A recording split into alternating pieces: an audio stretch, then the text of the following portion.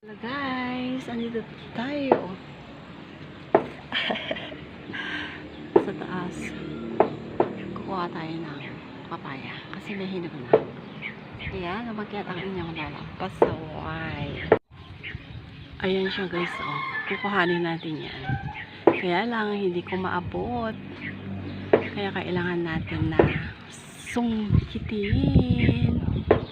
Oh, diba guys? So, ayan guys, susungkitin na natin. Ayun, nahulog. Eksakto guys. Ayan. O, diba? Oh, may kakainin na naman ang lola. Ito na guys, ang ating hinog sa puno na papaya. Ayan. Yellow.